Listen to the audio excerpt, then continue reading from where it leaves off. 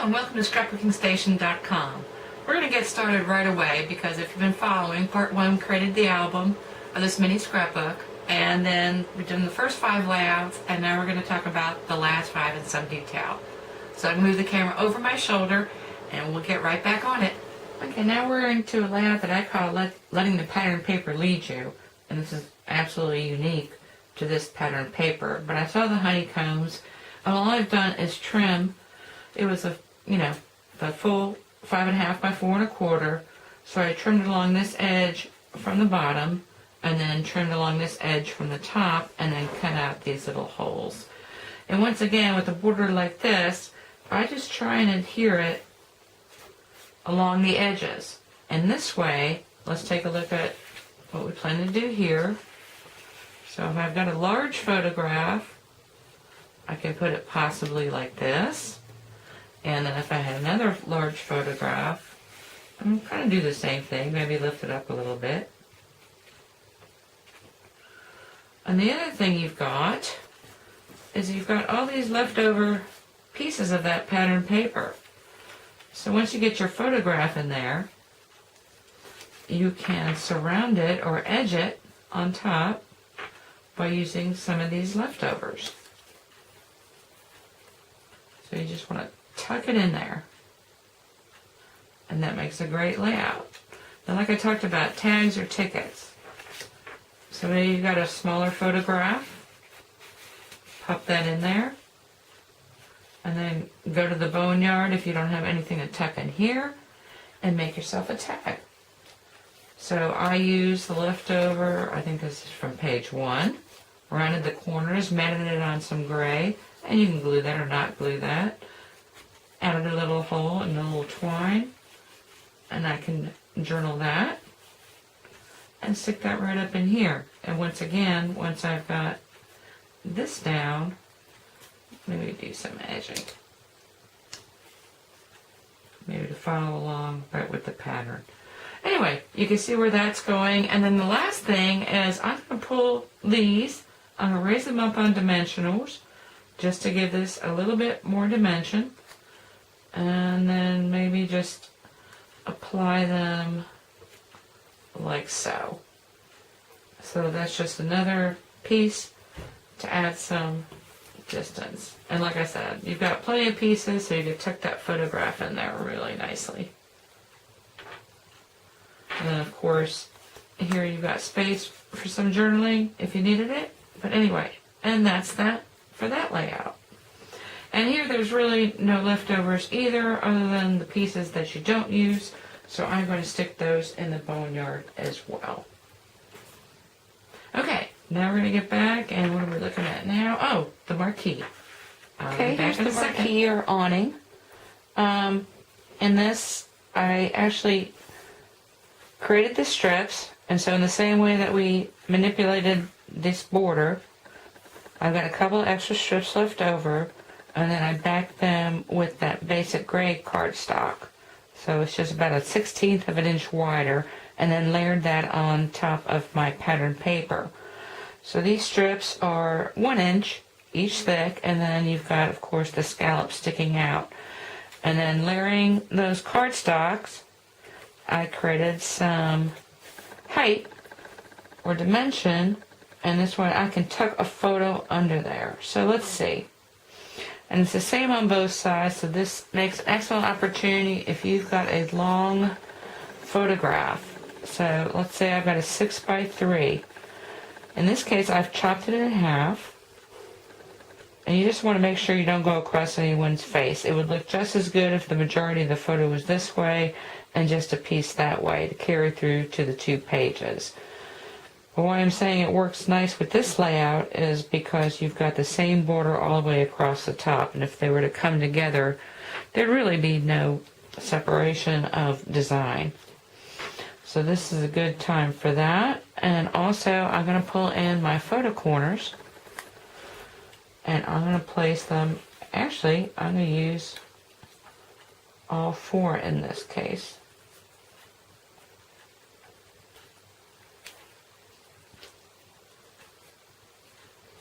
So this would be a good place for like a group family photo, something like that. And once again, tuck that under there.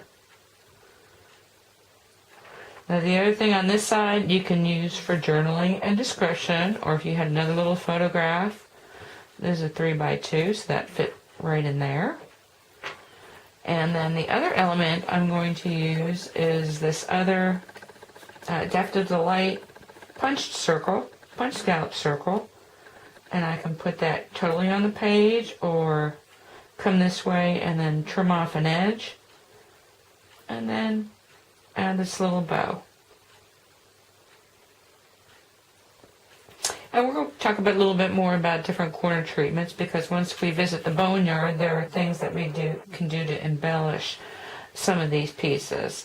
And also with the journaling, it's not necessary that you create another tag here or anything else. You can journal right onto your base cardstock. So, like I said, we'll save that for the end. But that is the intent of this layout. And let's move along. In this case, I've got a very nice piece, actually, of pattern paper to go to the boneyard. And that's about it. So we're going to continue with the final page of our album, which is our window pane or quilt pattern. And I will be... Okay, the final page in the scrapbook is this one. It's the window frame. And so the solid I've cut to 4 3/4 by 3 1/2, and then split in half and half again, so made into quarters. And then the pattern paper is 4 1/2 by 3 split. Now I did pay attention to the pattern, so if you were to put these 4 pieces together, excuse me, the pattern would be complete. The other thing I've done is use my little photo corners. And how they look, it's like this, and this is just this corner punch. So I cut 4 independently, and I chose to back them behind the pattern paper, but in front of the solid. So that's just a matter of taking your pattern paper, just gluing inside this corner, attaching it to the pattern in the back, and then, well, assuming this was the correct size, laying this completed piece here, and then just trimming off the edges. I could have chosen instead to make my window pane, and then once again just gluing in this corner section and then attaching it to the back. And then this way it would have actually extended further off of my window, so the circles would be coming out like this. Actually, here, I put this one on, but then you want to trim off these edges, and so it would actually extend into the border of my basic page. Now, if you've got a little photo, it can go here, or since this is the last page, maybe you just want to journal some final thoughts. And then the other thing you can do is split your scallop circle in half and bookend it like so, or you can go top to bottom if you want to write, or your photograph goes this way. And then if you want to use a larger photo, and this one pretty much encompasses the whole thing, the other thing you could do is then take your half circle, cut it in half again, and make yourself 4 photo corners. But that's entirely optional. And of course the other thing you can do is possibly raise up this square and this square on dimensionals, and then maybe just journal in each of these, or put some titles or the end, or however you want to do that. But that would be interesting as well. And that's all I've got to say on that. Oh, the other thing is this paper flipped over to this side. So if you actually probably want to go this way. And so maybe you want to do 2 corners with this pattern, catty cornered, and then 2, maybe raising up one pattern and leaving the other down. Anyway, those are all options. Very quickly, we're going to put together the album next, or the box, and then we're going to take a look at the boneyard and some inking techniques using your template. Okay, putting together this box is super simple, so if you blink, you're going to miss it. Anyway, the first thing I'm going to do is glue my glue tab on this front panel. I do that pretty well. And then I'm going to adhere it to the inside of my box. And I just want to match the score line to the top of my box and then center it. And you probably can't see that score line on the camera. But I'll pick it up and make sure it's doing good. And the next thing, let me get my bone folder out real quickly, make sure I've got a good score line. And now I'm going to want to tilt it one way or the other, because when your box stands up, it's going to be like this. So you either want to go this way with it, or both right side score lines. Now you don't have much space. I mean, it's just barely enough. So we're just going to put some glue right on the very edge. I mean, it's not even enough for some sticky tape. So this is really the only way you're going to do that. And I'm going this way.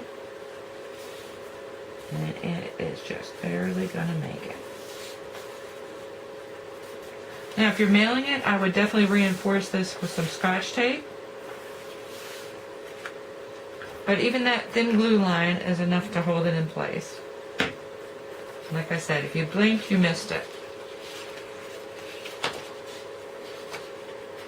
Oh, well, you got to let it dry. But anyway, it's going to come back like this. And of course, you could decorate it either with inking or the like. Your album's going to slide in here, and then you can just tag it or tape it. Like I said, if you're going to mail it, go ahead and secure it, and then this flap slides into the box bottom. Oh. Like so. And that's it. Your scrapbook goes right in there. I guess I ought to talk about how you load your scrapbook. I mean, I think it's pretty obvious. Anyway, we've backloaded it. So, when I start with, you can see how this opens up. So I'm going to start with the back page because that's the last one we did. And you just slide it in there. Of course, once your photographs and elements. And then you've got this page. So let me go find that. And that marries up with this. And they should slide right in. And so on. And that's how you make your album. Okay, next we're going to take a look at all the boneyard pieces, what you can do with those to further embellish your scrapbook album, and then some inking techniques with the templates. Okay, you've got all kinds of scraps left over. And so, let's start with the most basic corner. So, what you want to do is just measure a square. So this is, what is this? Looks like 3/4 of an inch, and I just marked a tick mark 3/4 of an inch. The easiest photo corner, and I just use big scissors because it's very hard to cut these small pieces, are these triangles. And I'm just going to do that again because just in case you want 4. And of course you can draw lines and do all that other kind of good stuff. And that's pretty neat. So anywhere you want additional accent, and you can use solids or patterns, you can pop that on there like so. You can put it in the back corner, like so. And then I've also prepped this piece of pattern paper. This is 1 inch wide, so I'm going to make 1 inch square. And I've just marked it. Again, I would probably mark both sides. Tick both sides if I was going to do this, and then just come straight across with a big pair of scissors. But since I'm trying to save time, I've got that and that. That and that. And so, now if I wanted to, actually let me see if the other side coordinates with this color a little bit more. Well, anyway, you can pick coordinating colors, but you could have a photo square or a photo corner like so, like so. You can pop it off in the back, like so, and then again front and back. So you've got those. Now, as I kind of alluded to on that last page, if you have one of these scallop circles, your photo corners can come this way. And you can always cut them back. So if I wanted to go 3, I just run it to that edge. And you can make photo corners like so. Of course, you've always got these templates, so if you want to trace and do the fancy pants, or you can clip into this as well, these photo corners. And the last thing, if you've got some leftover hexagons, you want to slice those. At first I'd start leaving, it looks to be about 1/4 inch on either side. And then supposing you have a hexagon pattern that makes a cute corner too, the further you make this slit, the deeper it's going to go onto your photo. Okay, now let's talk about some of these templates and inking. So I'm using black ink, but you could use chalk or anything else. And I've got a dauber. Of course, you've got different ink colors. You've got a little more flexibility. But let's just say you have black, which is another reason I like this paper, because this black, when it's rubbed on, kind of goes gray. Of course, depending on what you're inking on, this color will change a little bit. So maybe you want to test the back first. But with this, all I did was ink around my scallop circle with the holes. But if I just wanted to add some more, all it is coming around like so. And you do this right onto your scrapbook page. Like I said, it's kind of a neat way to highlight your journaling or add a little bit of interest to your journaling. So you've got that, and that, and you can do the same thing with a series of hexagons. Suppose I've got some journaling. And so you can use the inside.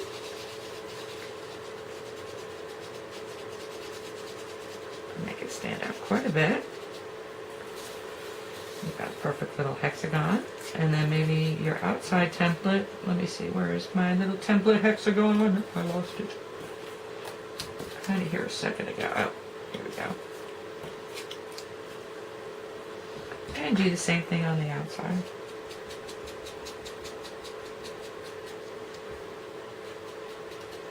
Like I said, chalks, anything that smudges would be great for this. And you can see how that would work. I recommend for your journaling these ultrafine Sharpie pens.